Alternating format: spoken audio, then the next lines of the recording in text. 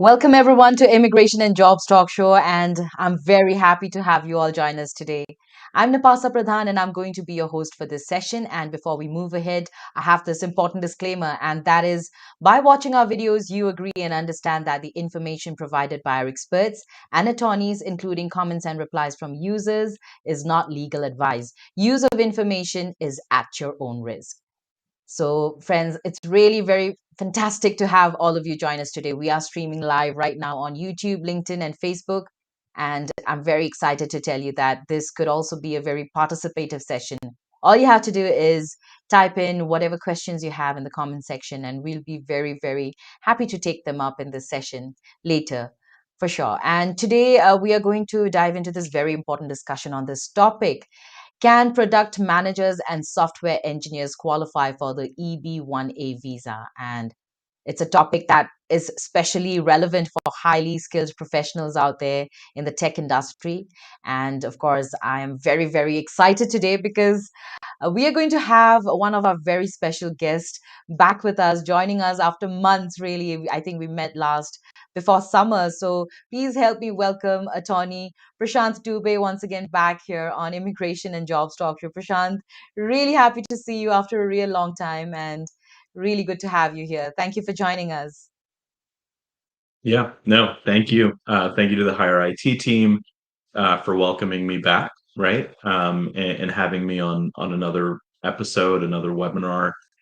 Thank you, Nabasa, Zayed. Thank you for all the technical work you do in the background. I'm sure I'm going to have one technical difficulty at least.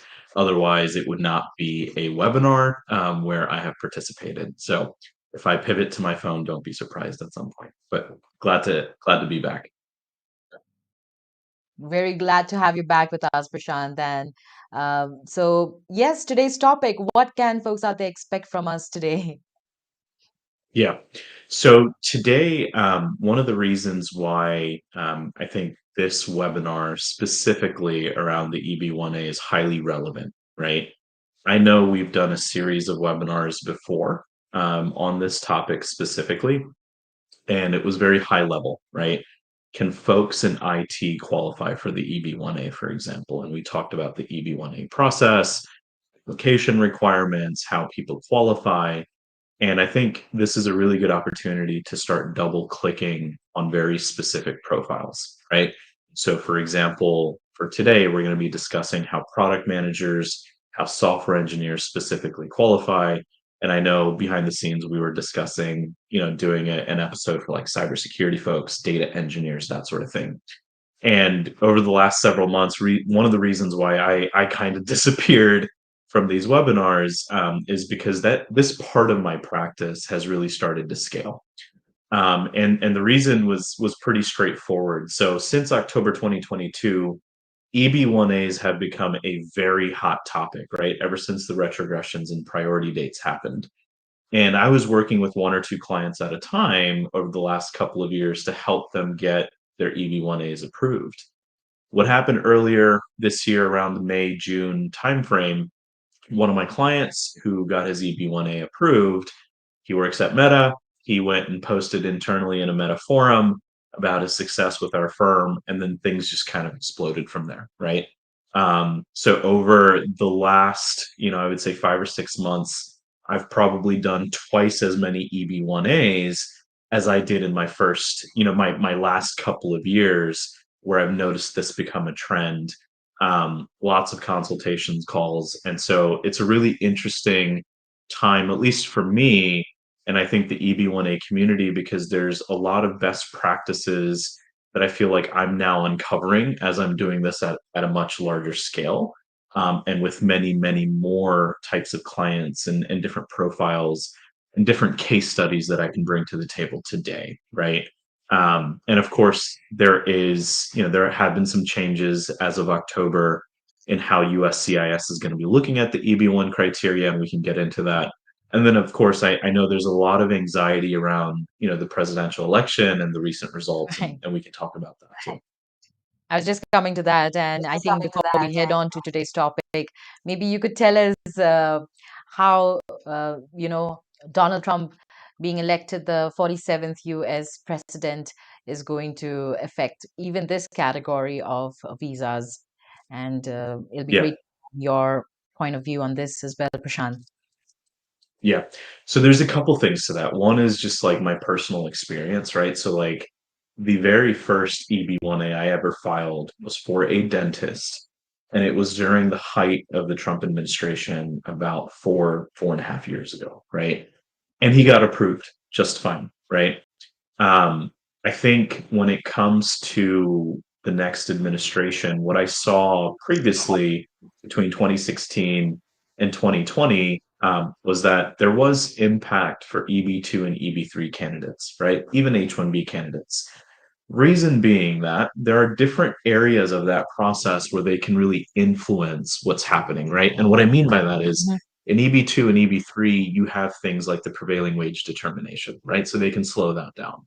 You have things like the recruitment process, right, which can really come back and hurt you. Let's say at the I-140 stage, they have the perm application itself, in which they can increase their audits, right?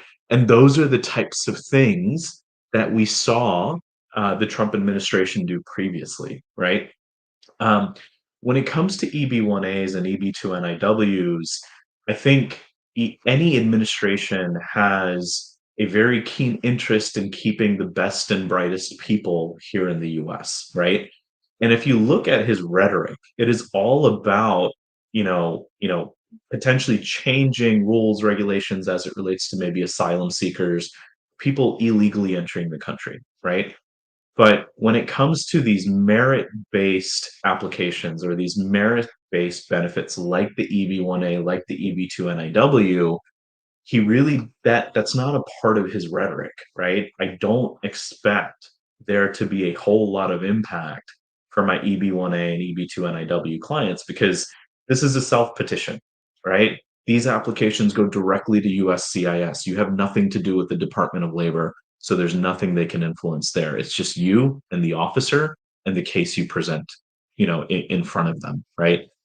So I'd say from that perspective, I hope people aren't as anxious as maybe they might be coming off for EB-1As and EB-2 NIWs.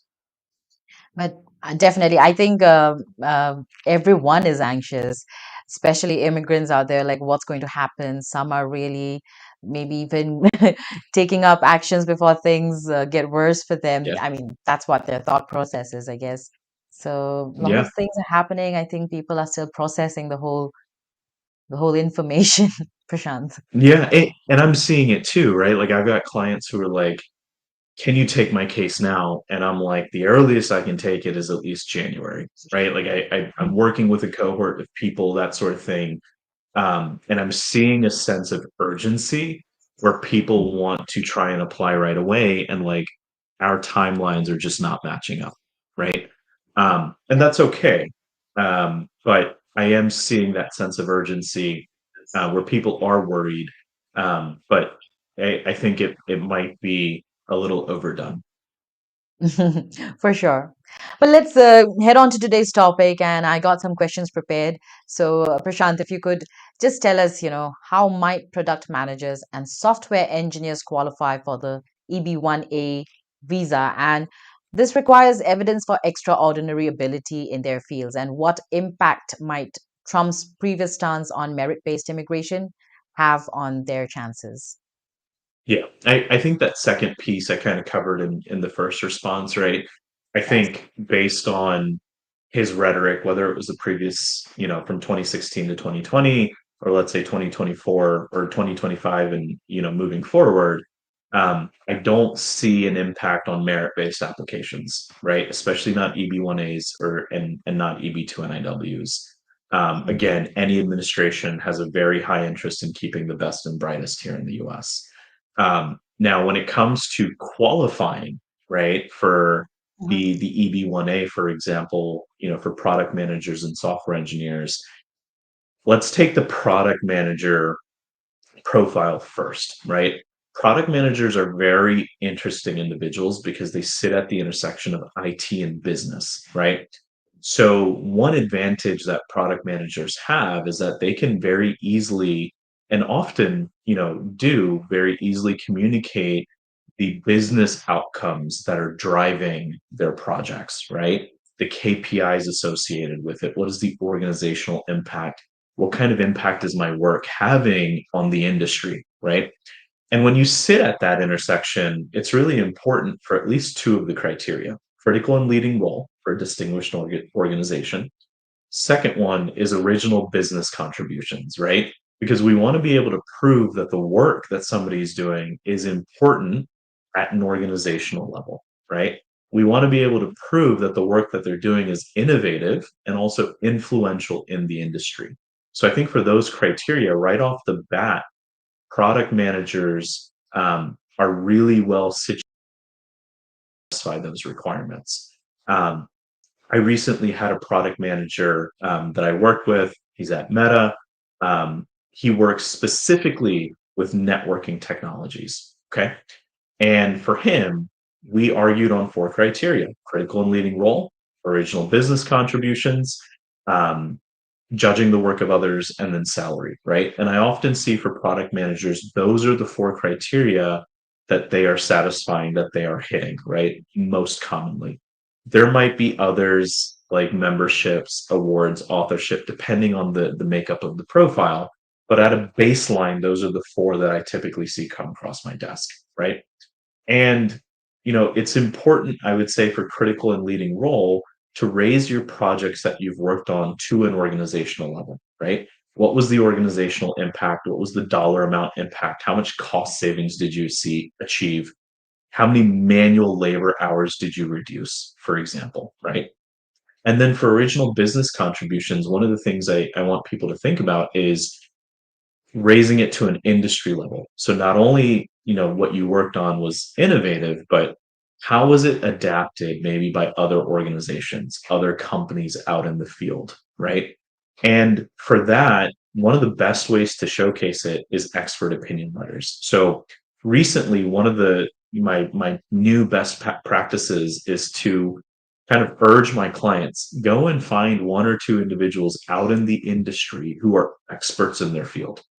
And an expert can mean many different things to many different USCIS officers. For some officers, an expert is somebody who has a Google Scholar profile with over 1,000 citations. We'll find that individual. They might already be in your network. They might already be in your chain of command. An expert can also be somebody who is a thought leader, right? They pop up frequently in news media for comments about what is happening in the industry. And what I'm finding is, as my practice has scaled over the last 5 to 6 months, the individuals that, the one or two individuals that, received an RFE for whom I filed versus the individuals who had comparable profiles, right? That we filed and got approved, that was the difference. Those 1 to 2 letters of recommendations from renowned industry experts is what pushed those approvals over the edge, even though the profiles were similar, right? Didn't matter if it was a product manager, didn't matter if it was a software engineer, but that is something I'm seeing is really helping to set people apart, is having those strong letters of recommendations for your original business contributions criteria. For for software engineers, it's very similar, right? We still need to prove that your work is critical at an organizational level. We still need to prove that the work you're doing and it's innovative, right? And you can do that in separate ways. Some clients of mine, they have patents. Some of them have papers, research papers or conference papers associated with those projects.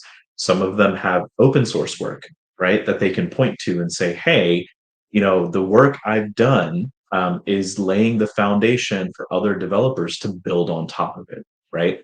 I sometimes have clients who come in who have done code reviews, right? Technical reviews out in the industry. I've had clients who will maybe go to freecodecamp.org and they will write blog posts about best practices, for example, in C++ programming, right? So there's different ways that you can come at the criteria that are kind of outside the box of just your traditional research academic PhD background. So that was kind of the TLDR of that that answer. Thank you so much, Prashant. I mean, that was pretty detailed and what we really need. Thank you so much for walking us through all these highlights that we really need to keep in mind. And at this moment, Prashant, we've got some friends have joined us and who are commenting. So I'll just quickly say hi to them. It's my channel says, Good morning, Prashant. And then we have Kavya's questions. We have Amarjeet. Folks out there, please stay with us. We are going to touch up on your questions very, very soon. And yeah, thank you so much. Okay, Amarjeet. No, okay. Let's head on with our questions. I have one more question for you, Prashant, and that is, what level of professional achievement or recognition is generally required for software engineers and product managers to be considered for EB-1A eligibility? Yeah.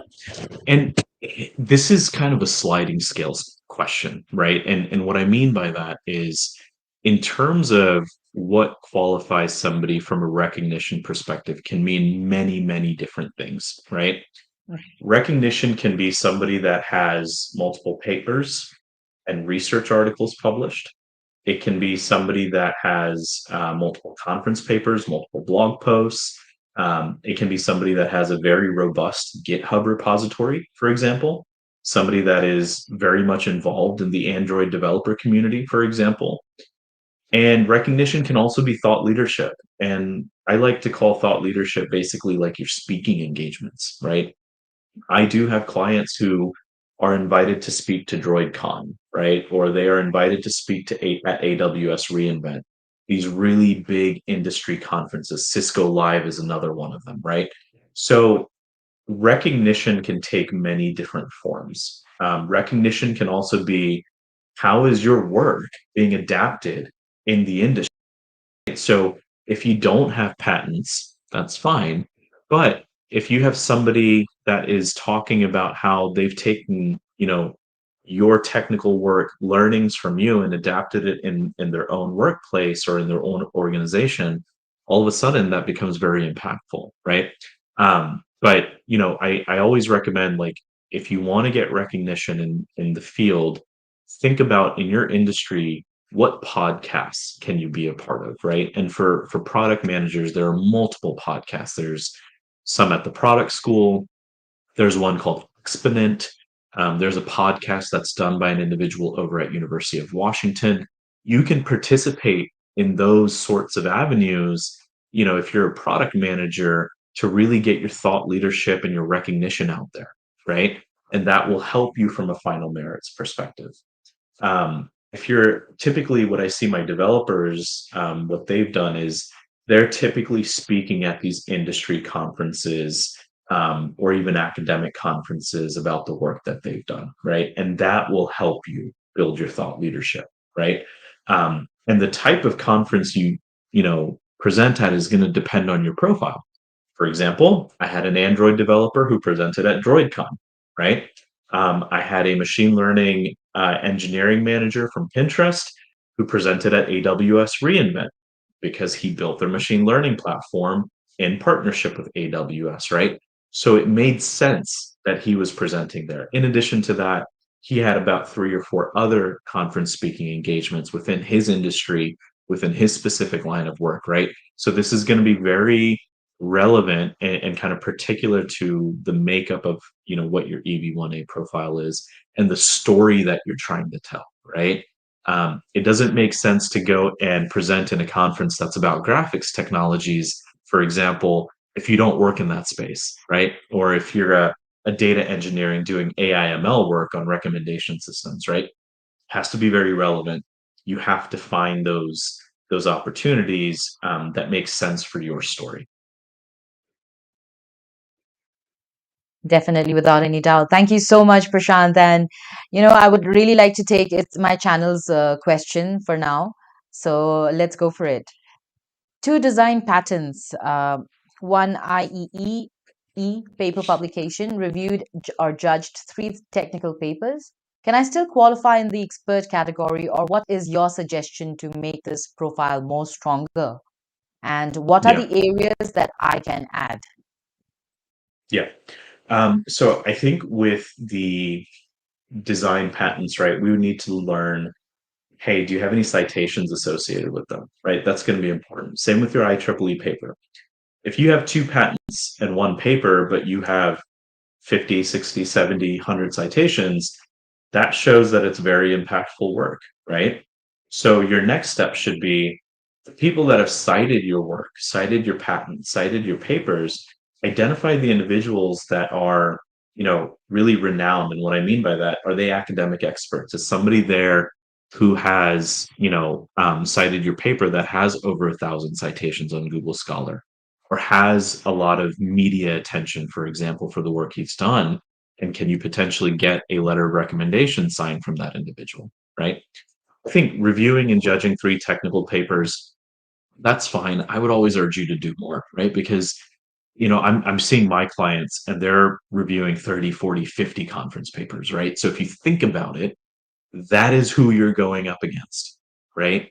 So I would say do as much as you can when it comes to the technical review work in as many prestigious conferences as possible. And you can very easily find the prestige of a conference by going to research.com, right? And searching, for example, within the field of computer science, what the ranking is. If they're not even on research.com, you should seriously consider whether it's worth pursuing that opportunity.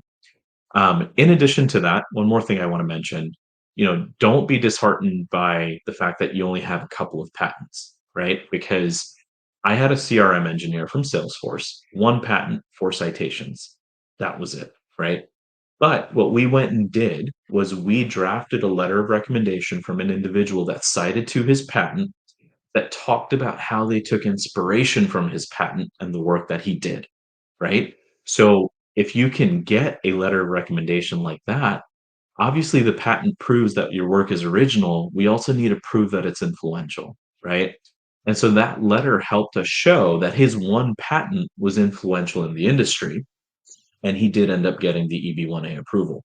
So not somebody that had a robust patent or research background, but somebody who was able to prove that the one thing he did in the way of a patent was influential. Somebody did take inspiration from it, right? So just something to think about in terms of how you build your profile moving forward. Yes, very much. Thank you so much for highlighting that, Prashant. And I think it's very important to make your profile stronger and as attractive as possible, I think. So thank you Yeah, for that tip, Prashant. And thank you. It's my channel for participating. Please keep commenting if you have any further questions. And now I think we should take up another question, and this is from Kavya. Kavya is saying, my contributions are mostly collaborative, working as part of a team rather than leading solo efforts. Can I still qualify for EB-1A? And does the process amount for team based achievements, or do I need to show individual recognition? And there's yeah, another good question, question. but okay, we'll take that later. Yeah, good question. So no one is a one man army, right? Like none of my clients have ever operated in a vacuum, right? Like you're either a software developer or a data engineer or a cybersecurity person or a product manager, but you're not everything, right? And so you have to keep in mind that what we tried to highlight in an EB-1A is your specific contributions, your specific technical tasks, your specific original contributions or innovative contributions, right? Um, if you're an author on a paper, you might be a co-author, right? But that doesn't mean that you didn't contribute to it just because you were in a team-based or collaborative environment. 99% of the time, that is absolutely the case, right? And that's okay. But what we like to extract by way of letters of recommendations is your specific contribution to that project, right? And my job is to make it seem like you did everything, right? As your attorney, as somebody that's going to represent you, right? I'm not here to talk about what your team did, right? I'm here to talk about the impact you had, your specific technical contributions, and then connecting it to an organizational level impact, connecting it to any news publications, any media, anything of that sort, that has, like the project you've worked on, if it's gotten that attention, then we leverage those as exhibits, right? And I'll give you an example here. I work with many clients from Meta's AR/VR team, right? Meta's Reality Labs team. You can find a lot of news publications out there about how, you know, Mark Zuckerberg has basically created like a 10-year roadmap or a 5-year roadmap for the Reality Labs team, how it's important to Meta's organizational goals and strategies, right? So automatically we know that if you're working on a project for AR/VR at Meta, it is organizationally important. It is important at a CEO level, right? And we've got news publications to prove that. If you are working specifically, let's say, within the wearable devices vertical of Reality Labs, right? I've had a client who does that. There's news publications out there, right, about the innovative nature of the wearable devices strategy that Meta has, right? So we automatically, can connect it to something that's newsworthy, talking about the fact that your work is innovative and also influential because it's going to impact the millions of customers that are buying the Quest headsets, right? So again, none of this happens in vacuum, right? But our job, my job, is to extract the specific details related to your specific contributions, connect them to those higher level organizational goals, connect them to those news publications that are talking about how this work is important at an industry level, right? So that's what I would say. Anybody can really qualify for the EB-1A. We just need to highlight your specific contributions. Right. And what about this last part of the question that she had, that Kavya had? How can I highlight my role and impact within a collaborative setting? Any Yeah. tips? Um, Yeah. So what I do is I always send my clients a worksheet, right? So like we get on a consultation call, I learn a little bit about you. I either say you're ready to move forward or you have more work to do, right? I'm going to be very transparent about that because the last thing I want is a bad customer experience, right? I don't want you to think you qualify for something you very clearly don't, right? And in that worksheet, I extract those details, right? What were your specific contributions? What were your specific technical tasks? What was the organizational outcome that you were trying to achieve? And we draft letters of recommendations around that, right? Letters of recommendations can come from your managers, they can come from members of cross functional teams, they can come from peers. If you work with end clients, right? So, for example, I've had some clients who are management consultants, let's say at one of the big SI firms. You might get a letter from one of your end clients talking about the work that you've done and how it was impactful, right? So that's how we come at it. Um, in addition to that, I find that my clients are very good at leveraging their performance reviews, right? So if we are talking about a specific project that you've worked on, more often than not, your work on that project is also being captured in a performance review. So we can add that as a layer of an exhibit stating, hey, here's this LOR saying what this person specifically did, how they are furthering these organizational or industry wide outcomes. And oh, by the way, here's a performance review talking about, in addition, like all the stellar work that they did for this project, right? That becomes another objective piece of evidence. Thank you so much, Prashant, for the detailed explanation for Kavya. And Kavya, I hope you've gotten all your answers. And we have It's My Channel back again saying, perfect. Thank you so much. And we have Dan Nandan saying his explanation is very clear and sounds like a radio personality for sure. I mean, really, Prashant, for sure. Very, very clear in how you explain. And now we have another question from It's My Channel asking, I would like to ask one more question on the memberships. Do you have any suggestions other than the IEEE or BCS? Yeah.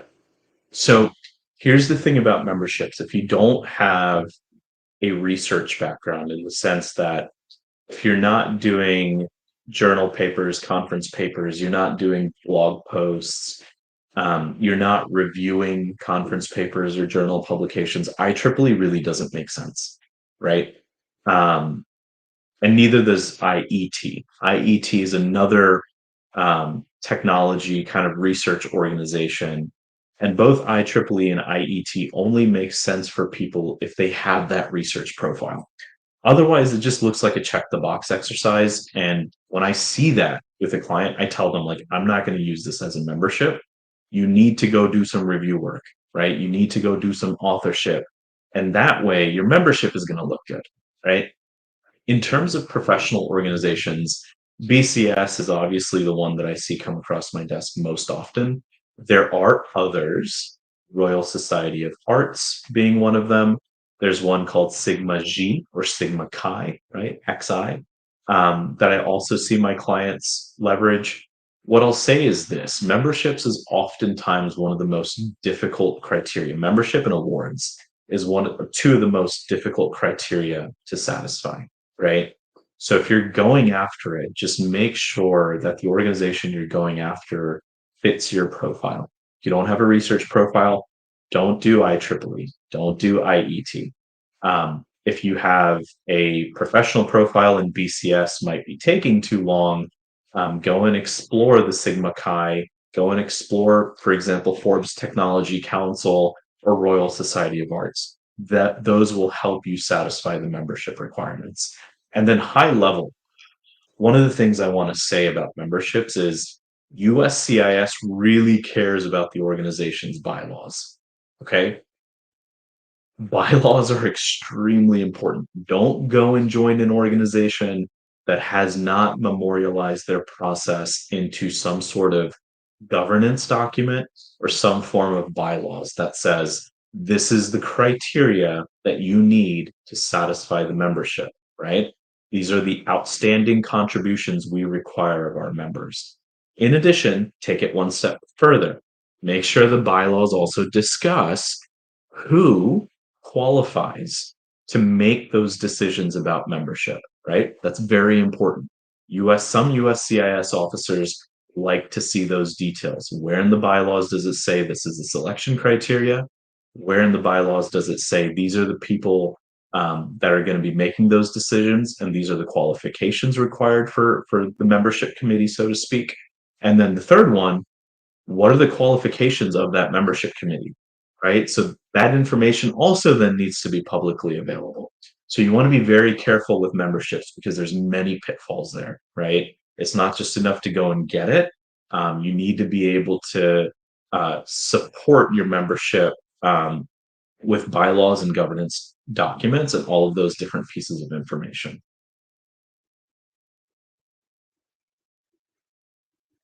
Thank you so much, Prashant, for taking that up. And we have some more questions. Let's take up Nirvana's question now. This is next on YouTube. Nirvana is asking, when talking of high salary criteria, how much we are talking of? Does officers go with what is mentioned in the LCA? Okay. Level 1 to 4 wage means nothing to me in EB-1A, and I think it means nothing to a USCIS officer, right? I have had clients who will try to argue with me that you should, include my salary criteria as criteria number 6 or 7, um, because it's a level 3 or a level 4 wage. It means nothing, right? There's no point of reference, right? And what I mean by that is there is better data out there. Bureau of Labor Statistics specifically talks about what the 90th percentile of software developers, product managers who can be qualified in the SOC code of marketing managers or IT project managers, depending on your role, data scientists, for example. All of the statistics are available on government wage databases, right? So Bureau of Labor Statistics, Career One Stop, ONET. I always start there. If you are not in the 90th percentile in one of those three, salary is a no-go, right? Because on the USCIS policy manual for salary, those are the three that they list right off the bat. Like, this is the starting point, right? In addition to that, we provide commercial wage data. Glassdoor, Indeed, ZipRecruiter, Levels, PayScale, Salary.com, right? Those further substantiate the fact that from a commercial perspective, this person's in the top 10%, right? And they also have those sorts of point of references like top 10% ZipRecruiter actually takes it a step further and can even get as granular, I think, as like top 3%, which is great. Now, the third layer of exhibits we provide for salary, and this is something I had to learn over the last 5 to 6 months because I was only doing those that level one and level two, which was the government wage data, the commercial wage data. I've now turned it up a notch with the level three wage data in the sense, and I use level three very interchangeably here. I don't mean level three as like the LCA, but I use level three as in a third tier of exhibits that we're providing is related to professional organizations, right? So, for example, there are staffing agencies out there that are well reputed. Robert Half, for example, ranked as a top 5 staffing agency by Forbes. Mondo, ranked as one of the best IT search firms in the country. These organizations, they provide wage data based on their placements, right? So now I've been starting to provide professional organizational wage data as well to further substantiate the salary criteria. I don't care what's on the LCA, right? Like baseline, you got to start with the government wage database first.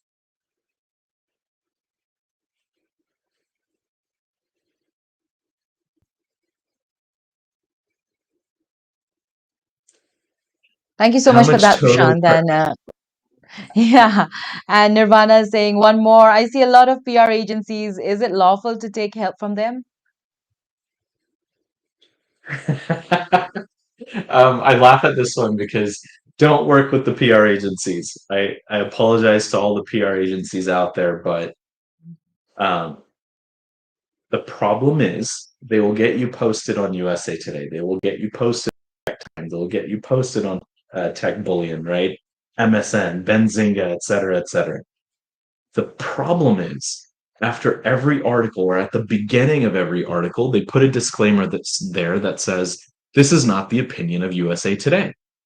And that's a Okay. problem, right? Because all of a sudden, we're arguing on the publications about you criteria, and it automatically gets discredited by the fact that USA Today is saying, hey, I didn't put this out into the world, right? Like somebody else did.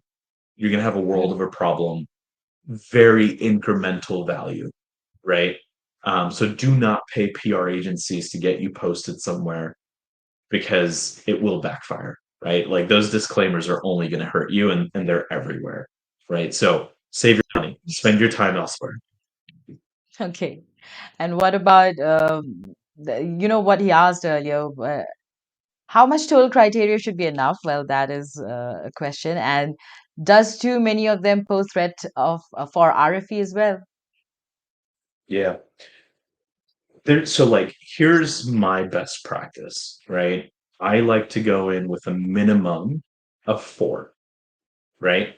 I never go in with just 3. I learned pretty early on going in with just 3 puts you at a disadvantage because if USCIS RFE is one of them, right? You don't have much black ground, right? If you go in with at least 4, and let's say 3 of them are very strong, right? And one of them is 50-50 or a little weak, you still have a good chance of approval, right? 4 and above, your chances of approval from what I've seen grow up, go up significantly, right? In terms of having too many criteria, what I would say is if you can comfortably argue on 6 or 7 because you qualify for them, do it, right? If you can put forth a reasonable argument for 6 or 7 criteria, that's totally, but don't try to do something underhanded, right? So, for example, don't try to make criteria number 6 or 7 salary when the government wage database clearly says you're not in the 90th percentile, right?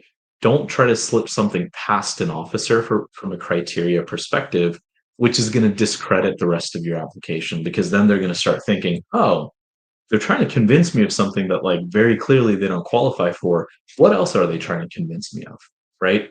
So I think the most I ever argued on was 7, and I even told the client like, look, 2 of them are pretty weak, 5 of them are very strong, right? And I think those are the five that are going to carry you at the end of the day, right? And they probably did because he ended up getting the approval. And you don't know which criteria you end up satisfying when it's an approval, but um, I know pretty early on in terms of like which one's actually gonna resonate with USCIS and which ones are not, right? Argue for as many as you possibly can, as long as it's within reason, right? And as long as you can put forth a good argument. Mhm. Right. Thank you so much, Prashant. And those were really insightful tips and advices. Also, thank you so much, Nirvana. I hope that you've gotten most of all your questions answered. And if you have any more doubt, you can keep commenting. Well, it's my channel also said that that's a long list, but thank you, Prashant, he says. Anyway, I have a few more questions, Prashant. I think I'll share my screen for now so that we can take them up. I was telling you about some of our Facebook groups, so this will be easier. All right. So let's go with this first one. This is an anonymous participant asking, has anyone here worked with, I'm looking for filing my EB-1A petition and would like some thought. Okay, not this, this one. Is the interview backlog different for EB-2NIW and EB-1A? Does anyone have any idea of which dates are scheduled for EB-1A interviews at the Islamabad Embassy or Abu Dhabi Embassy? Yeah. So what I can say, like at least speaking from the perspective for individuals within the US, because that tends to be 99% of my clientele, um, you don't have an interview for the EB-1A or the EB-2NIW, the EB-2 or EB-3, right? The only time I've ever seen employment-based petitions get an interview is if, let's say, somebody changes a job, for example, right? And the USCIS officer would like to verify that they are continuing to, let's say, work for that new employer, right? But none of my EB-1A or EB-2 NIW clients have ever gotten an interview from within the US. Now, if you do consular processing and you're doing your interview from abroad, yes, the entire process of consular processing involves a visa interview with a visa officer, right? So it's slightly harder, I would say, when you're doing it from abroad. But in terms of specific timelines for those two embassies, would not be able to tell you. All right. Thank you, Prashant, for taking that up. Now I have this next question. This is, please help on where to publish articles for EB-1A or let me know which journals are eligible. Thanks in advance. Yeah. So this is dependent on a couple different things. One is just your overall profile, right? Are you a software developer that's working within the Android ecosystem?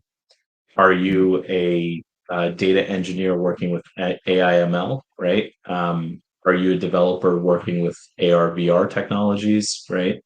And graphics technologies? Are you a UX designer, right? Because the answer is going to change with each of those profiles, right? I recently had a data engineer who got approved for the EB-1A just this week, actually. The Mhm. articles he came to me with was published in an electrical engineering journal.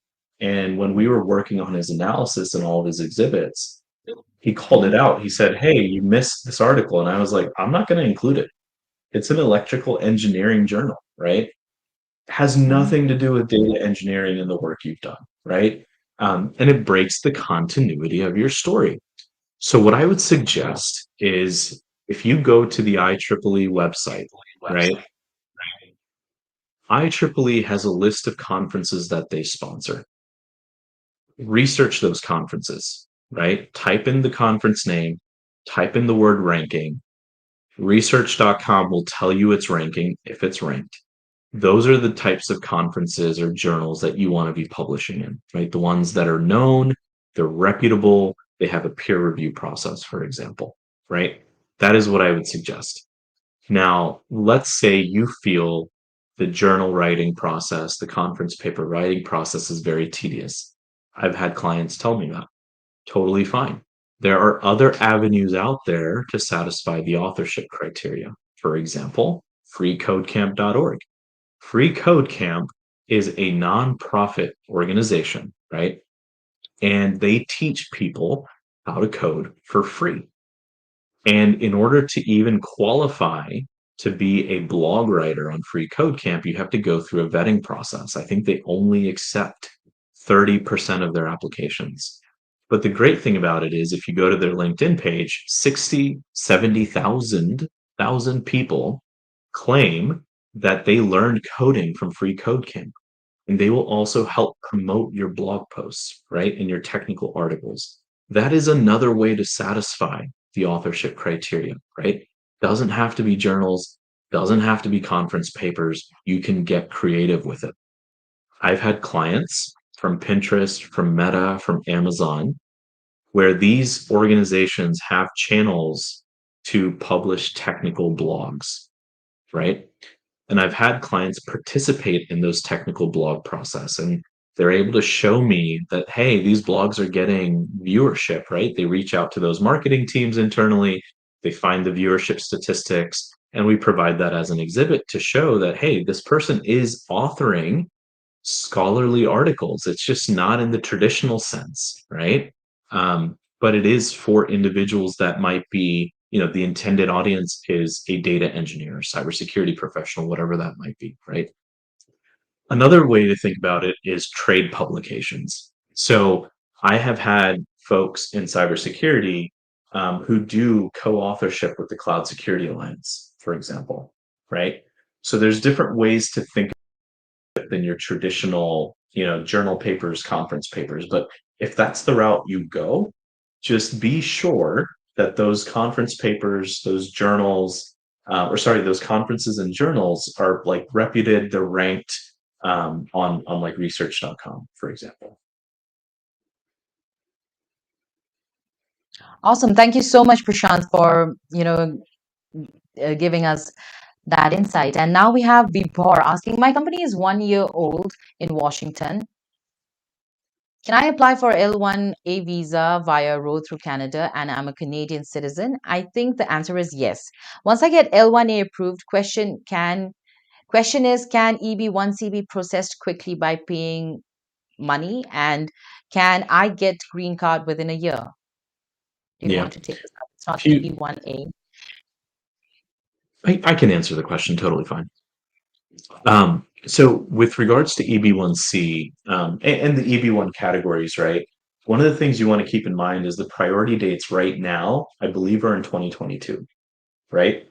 So if you are coming on an L1A, right, as an executive, you can absolutely apply for your EB1C 1 year, let's say, after you enter the country and you continue to maintain your managerial executive capacity and executive duties, right? Or really whenever your company is ready to apply for it. So as long as in the previous 3 years, for one of those years you were employed abroad, let's say in Canada, you come back as an executive to the US, your company can apply for an EB1C for you. Okay. Now, if your priority date, let's say, is January 1st, 2025, just hypothetically speaking, right? If it's January 1st, 2025, in the EB1 category, you are probably not going to be eligible to get your green card within 1 year because your priority date is not, 2022 and before that, right? Or whatever it might be in the future. Chances are, if you get a priority date that is 2025, for example, you might be waiting 2 or 3 years before you can even apply for your 485 applications and get your green card, right? It's just how the priority dates work. In EB1 category right now, they are not current. Thank you so much, Prashant, for taking that up. And I have one more question from one of our previous shows with you, EB1A, building a profile to qualify for EB1A category. And we had Arjun asking, saying that it was a very good session. And he had one question. How about the applicant had suitable criteria for EB1A 15 years ago, but now he is into different job sector and current situation is not suitable for the criteria? Can this still be a valid case for EB1A petition? Yeah. So the thing about it is USCIS wants to see it over a sustained period of time, right? If you did 50, something 15 years ago, let's say a whole lot of research, right? A whole lot of reviewing the work of others, but then there's a 15-year gap. One of the things that again, some very hardline USCIS officers like to see is that the work you did was over a sustained period of time, right? So critical and leading role over a sustained period of time, judging the work of others over a sustained period of time. If there's a significant gap like that of 15 years, I think that's going to be challenging for an EB-1A, right? Unless, your authorship and judging the work of others criteria, which I'm just going to assume happened 15 years ago, right, for purposes of this question. Um, if you have three or four other strong criteria and those two are kind of weak because they happened a decade and a half ago, I think you'll probably be okay. But if you only have three or four criteria and those are two of them, you're going to have a problem, right? I don't think that EB-1A application would get approved. Thank you so much, Prashant, for taking that up. And we had more questions, but I think we're good for now. I think I've taken up most of them. So we'll move back to our questions, Prashant, now. And I have this next question for you.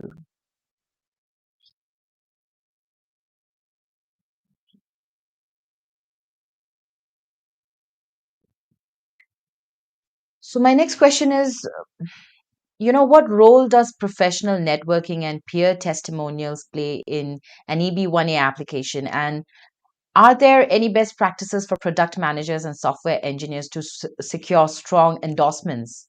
You've already Yeah. highlighted some how these testimonials or recommendations play a very important role. So if you could just tell us more about the endorsement part.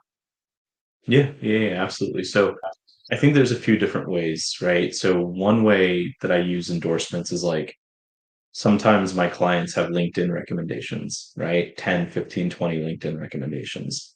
And I leverage that from a final merits perspective, right? So I'll give you an example. I have had clients who have participated in those thought leadership engagements, right? So they've been invited to speak at conferences, or maybe they've been invited to speak on podcasts. In addition to that, I highlight the fact that, hey, not only are they getting this industry recognition through these speaking engagements, but they're also recognized by their peers. Look at these LinkedIn recommendations accumulated, right? So I would say if you don't already have them, start thinking about, asking people for LinkedIn recommendations, right? Specifically related to the work you've done, specifically related to the capacity in which you interacted with them, right? It can only help you, certainly will not hurt you. Okay. Another thing is, I would say, folks tend to burn bridges very quickly, right? So you leave a job, you kind of forget about your previous manager, you forget about your previous colleagues, and that's natural. It happens. One of the best individuals, one of my best clients that I've seen really do this well, he built relationships over the last decade. And he was able to go back to his manager, a couple of colleagues from his time when he was an intern at Meta from 2013 when Meta was called Facebook, right? He was able to go back to that time and get letters of recommendations from people from 2013. And it's because his relationship building and maintaining skills were just exceptional, right? So you want to make sure that you are doing them so that when the time is right, when the time comes, people that you have networked with, the people that you have worked with are willing to sign off on those letter of recommendations for you, as opposed to saying like, why are you coming back to me 10 years later? Right? Build and maintain relationships, right? If there are think tanks, if there are organizations in your industry that attract the type of professional you are, get involved, volunteer, build those relationships, make sure they get to know you and you get to know them, right? Because at the end of the day, if you can build one or two of those relationships like that from renowned experts in the field, right? Those people that have the media publication, the media attention, the people that have the Google Scholar profiles that are very reputable and very much recognized, those become very powerful LORs for you. So build relationships, maintain relationships, at least for individuals that you identify can help you with your EB-1A application later on. For sure. Thank you so much, Prashant. And do you have any success stories or anything along these lines that you would like to share with us before we leave today? Yeah, yeah. So I send out a monthly newsletter, and in that newsletter, I like to highlight. Nowadays, it's basically just all taken up by EB-1A.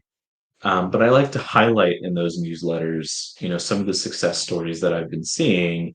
And of course, it encourages other people, right? They see other people's profiles who are going through the EB-1A process and they become encouraged themselves, for example, right?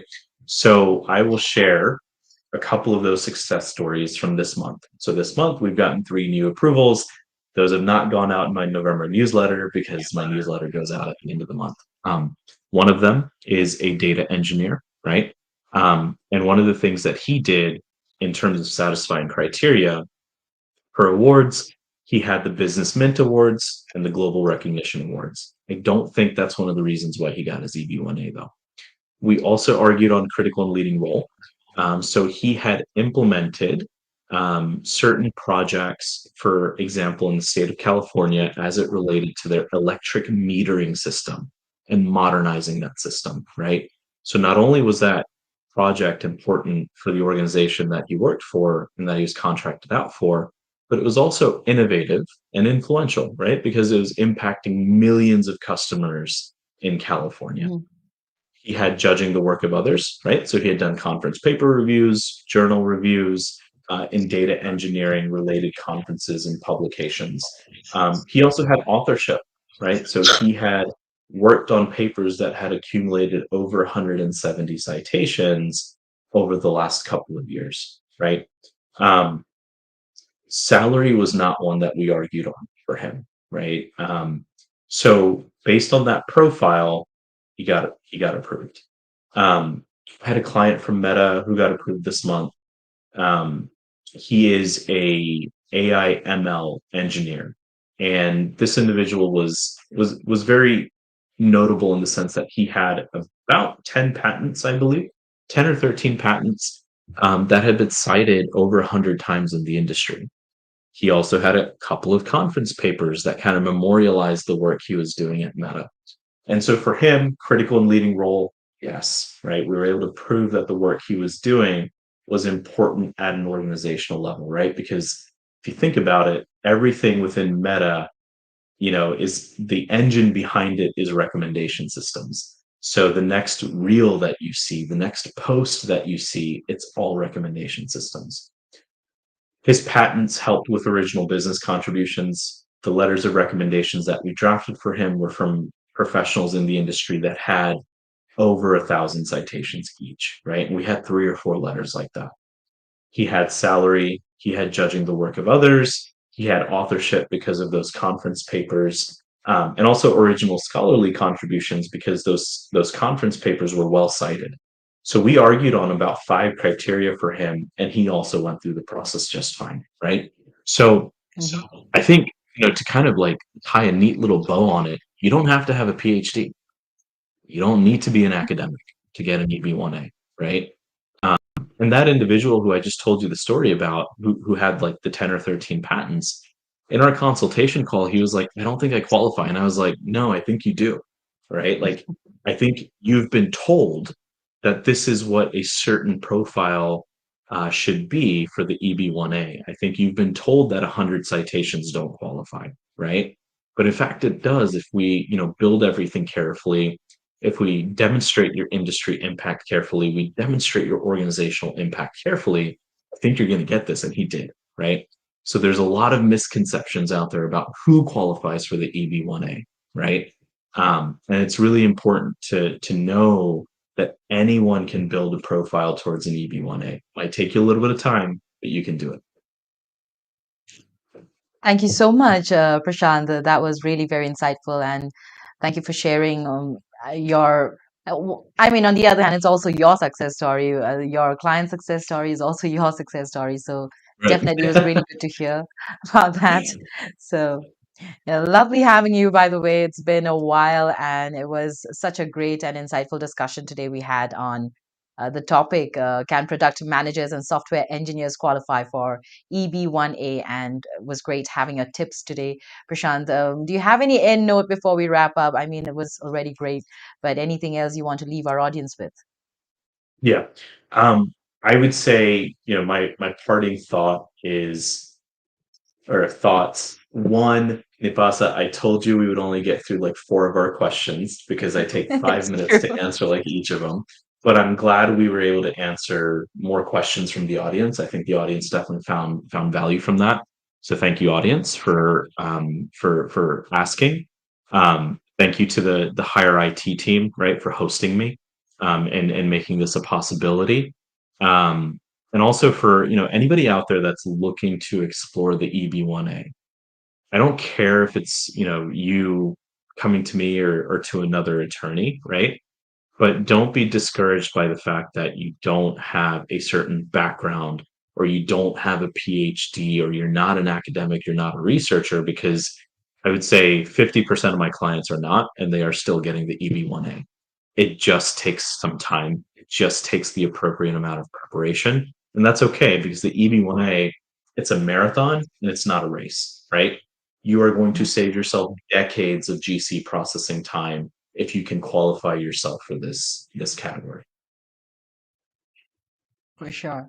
Thank you so much, Prashant, really. And we highly recommend getting in touch with a qualified immigration attorney, and why not attorney Prashant Dubey as well. And you've got his email address, and his address is info at, sorry, how to subscribe for the newsletter. Is there a URL? It's my channel is asking before we go. Yes.